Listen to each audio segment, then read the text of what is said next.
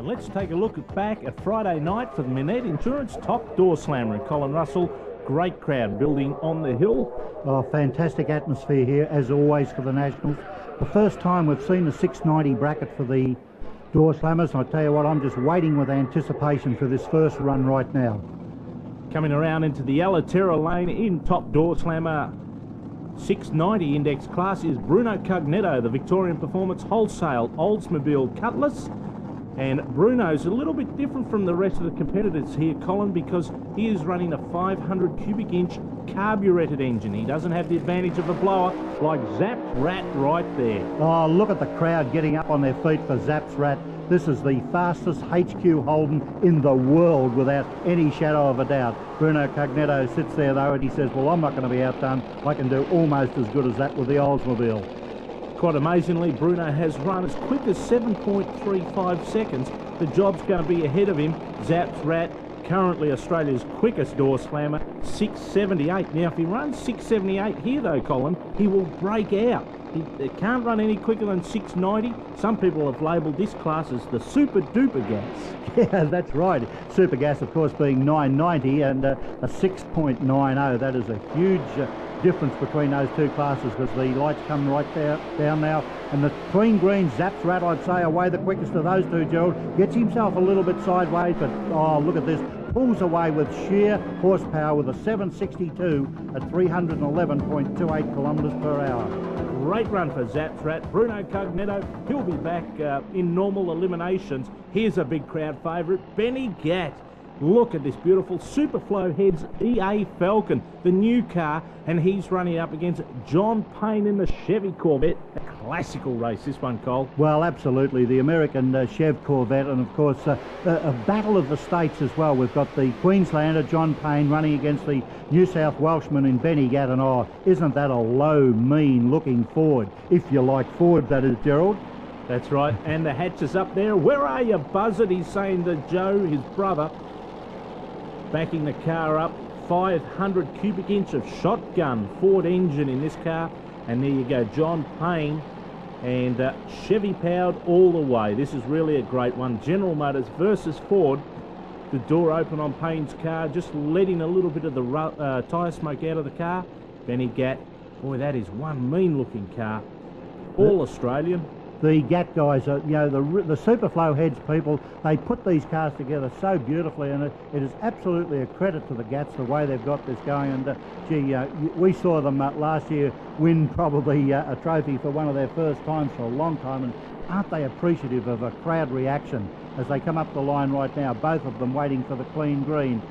As they come up right now into stage, Benny Gatt just a move and away he goes. Oh, Gatt with a better reaction time at the halfway mark. Gatt has really forged away, and I'd say there's another win for the Ford fans on the hill as Gatt drops the chute and I would say the blower belt at the same time. He sure did, a 7.21, 284 kilometres per hour. He's missing the driver or the passenger side window as well, Cole. That's blown out down the track, but a good safe win. He'll go through to the second round.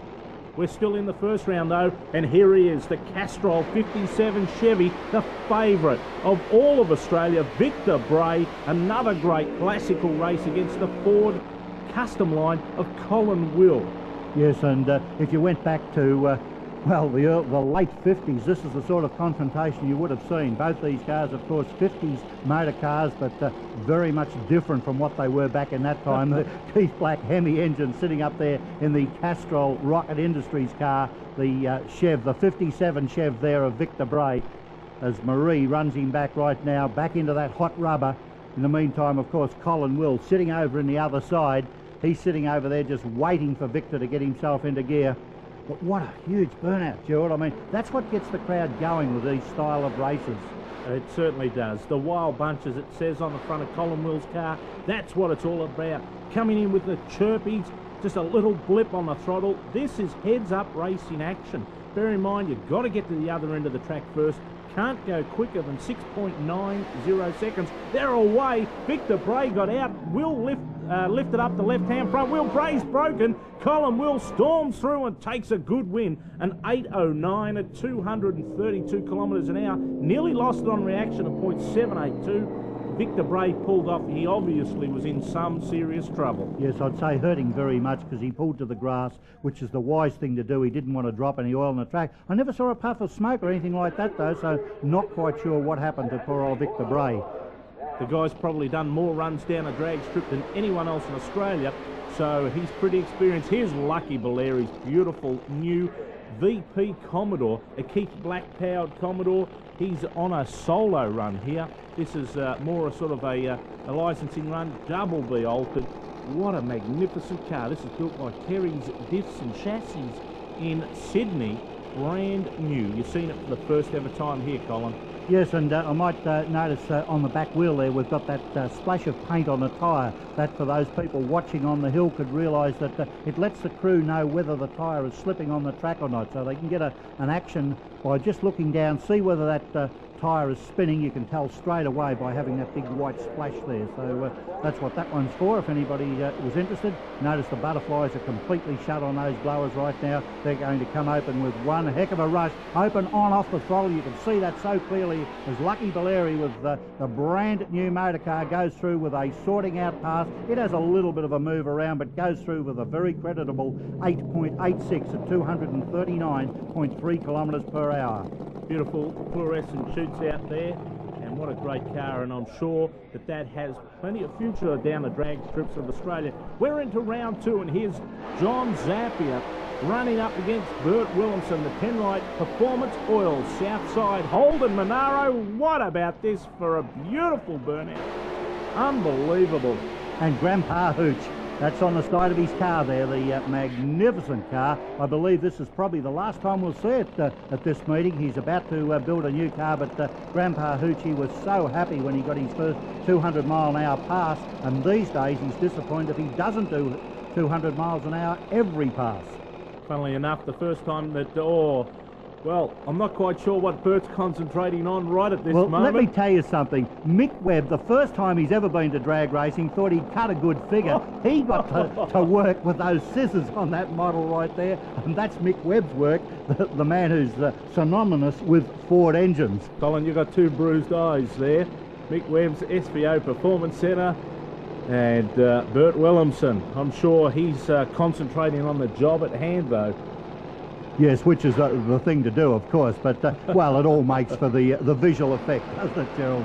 As the Mick Webb performance car comes up, he's fully into stage. He's got to get Zapp's Rat into it, and we've now got the typical Ford versus Holden reactions, but Zapp's Rat gets away. I'm sure Williamson had a problem, crosses the centre line, definitely dropped a little bit of debris too, I'd say there. Knocked the lights out at the finish line. A 6.96 for John Zappia, a great run.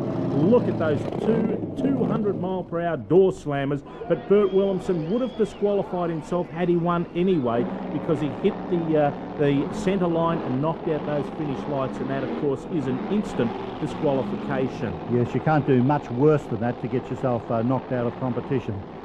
The next pairing up now, Colin, is John Payne and Colin Will. Here comes Payne in the Chevy Corvette. What a great burnout again. And Will, now it's his turn in the Tectaloy custom line. I'll tell you what, Colin Will has probably been around drag racing for almost as long as I have, and I wouldn't say that about anybody. For a millennium. Yeah, just about. No, the guy's been racing over there at the Steel City Drags and South Australia for probably, yeah, that many years. No, I'm not going to say it. But Colin Will, the Penrite oil car there, and all the other sponsors on it. Isn't it great to see the sponsors sticking behind these cars? This is a magnificent bracket, the blown Doorslammers, although we've seen one car that's not blown in actual fact. So the Doorslammers don't necessarily have to be blown.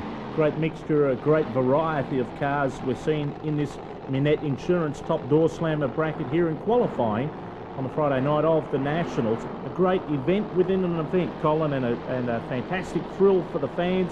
It's heads-up racing. You'll see all of the lights flash together, the amber lights together at once, and then it's flat out to the other end. Just make sure you don't go quicker than 690. Here we go. Colin Will picked up the left-hand wheel, but John Payne, boy did he get out, storms by Colin, goes through a good run, a 7.04 at 271, a great run. Yes, I don't know what happened to Will. He seemed to lose the whole plot, then picked up again. So something obviously went wrong, maybe a gear shift problem, then got back into it again.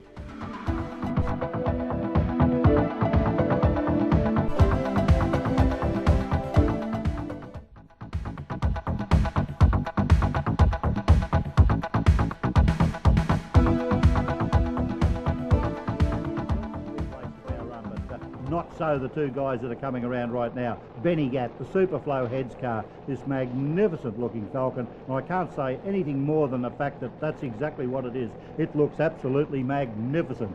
It certainly does, and he will be running up against Bruno Cugnetto, the guy who, of course, we said isn't driving a blown door slammer. Boy, Benny Gatt's car looks fantastic.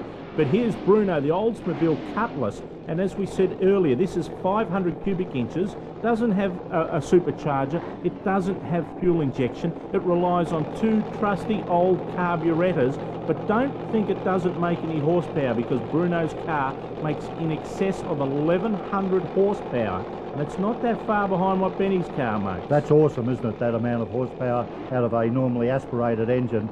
As the Oldsmobile comes up right now, of course, a 20-second rule invoked here. That means that if one car is staged before the other and he waits longer than 20 seconds, the car that is already staged gets the automatic win. That, of course, is normal drag racing rules. Both cars into the pre-stage. Benny Gatt into stage. Bruno making most of those 20 seconds. The lights come on, and Gatt, I would say, got that by just the merest amount, but he just forges ahead, and he may have dropped a supercharger belt in his last run, but this one is a magnificent run, a 7.06. Oh, so close to the sixes. Yeah. 7.0s. Oh boy, I tell you what, Joe and Benny would be rapt about that. Amazingly, the parachute running along the ground, it didn't blossom, but a testament to the engineering of that car. It slows down without any problems. Here's George Clasby, the Super Trick engineering Nissan Skyline. We said a variety of cars. Well, this has got to be the world's quickest Nissan, Colin. It's run 6.8 seconds before. Keith Black Power. George is sitting on the left-hand side. Look at that for a burnout. I bet you've never seen anything from Tokyo do that before. Absolutely not. Isn't it amazing the work that Murray Anderson does with these cars and the way this car's going? We've just seen Benny Gatt get into the 7.0s. If anyone can do a 6 in the Doorslammers at this stage of the evening, this is a guy you've got to keep your eyes on, because he's the sort of guy that can get out there and run 6s in this car, I would say. Certainly can. Able Auto Wreckers also helping out. George Clasby used to run in super stock with a Datsun 260Z. Had a couple of different Datsun 260Zs. When he wanted to upgrade his car, he decided to stick with the Nissan brand, and here it is, a Skyline, a HR31 model, similar to what the Nissan touring car team used to run, except for the engine's a little bit different here, Colin. Yeah, a couple of more cylinders and a lot more horsepower. Well, George Clasby, he's waiting. He just lumped it as you saw that. He moved it forward, and away he goes. He had nothing to prove there. Now, is George going to put on a very stellar run or not? He looks like he's on the throttle, but I'm not quite sure. No, he's off the throttle again, so he's giving nothing away with an 856 at only 166.3 kilometres per hour. I think he's been a little bit cagey there. He's wanted to test it out, maybe get some times off the 60-foot lights. Here at Calder, all of the times are provided all of the way down the track, the intermittent times for the drivers. Oh, Johnny Payne, boy, has he got out of shape on that burnout for the next pairing against Benny Gatt.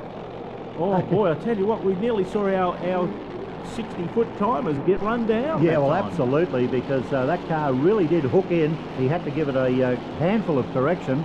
But Benny Gatt, he wasn't phased by what he's done. He's just gone a little burnout this time. See, Benny Gatt would be feeling very pleased with himself for that last 7.0 run of his. John Payne, I'll tell you what, is another one of the guys that have been around for a long time. You start talking about these names, and really, they've been around for 20-odd years. The Gatts, the Paynes, and of course Colin Will, all of these people are long-time campaigners in drag racing. The Penrite Oils car right now moving up towards the pre-stage area. Now these two guys, too, Colin, they've stayed with their own brand of engine. Benny Gatt, of course, has got a Ford. Payne has a Chevy engine in this car, not the Keith Black Hemi. Boy, he got out.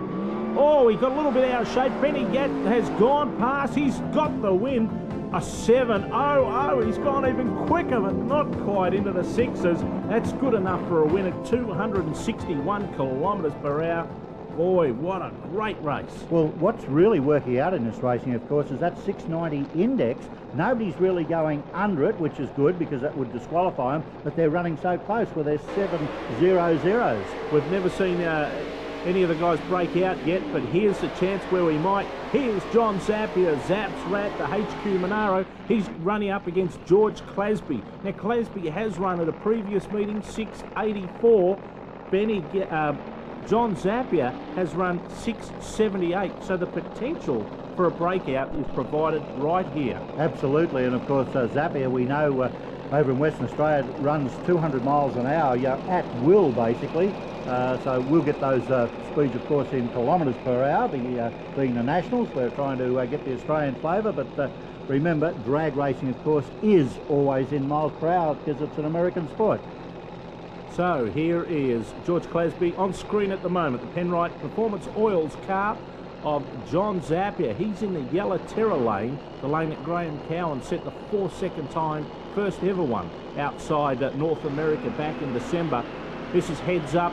The reaction times here are super critical between these two. They're in, they're away. Oh, Clasby's got a car length to lead. Look at these two guys scream down the track. He's got it. He's got it on the whole shot, a 7:05 at 268 kilometres per hour. George Clasby has knocked off John Zappia. Didn't expect that one, Cole. No, Zappia would be very unhappy because the car really did come on at the bottom end of the strip, but hey, the win's on the board and that's all that matters. Can George Clasby go on right now, because we're right now into the final. The little Nissan, big engine though, runs up against the Ford, still running the Cleveland style motor. Not that I think there was too many 500 cubic inch odd Clevelands around. No, there wasn't, Colin, not many at all. But here's George Clasby and Benny Gatt into the final of Manette Insurance Top Doorslammer, and what a great race this will be. A lot of prestige, Colin, a lot of money. Well, without a doubt, this is the sort of racing that we expect to see from these Top Doorslammers. As you said, a race within a race where you've got, they're qualifying for tomorrow, but they're also putting a race in amongst themselves. Clasby with the Super Quick Radiators car, the engineering balancing car. That car is probably the quickest Japanese body car I think that we've seen around. Certainly, I would say within the world almost, the world's quickest Nissan. Andrew Clasby just out in front, George's son. Benny Gatt backing up the Superflow Heads Falcon. This is going to be a pearl of a race. The final, as we said, of the 690 indexed bracket. And as we said, a lot of money and prestige up for grabs here. It's heads up racing. Make sure that you don't go quicker than 690. Make sure that you get to the other end first as well. Benny Gatt, he slapped the whole shot on him, Colin. He's going to storm through first. He's broken out. He's run a 681. Clasby's taken the win. Well, I tell you what, Benny Gatt will not be unhappy because he's broken out. That means that he's run the best he's ever run in that car.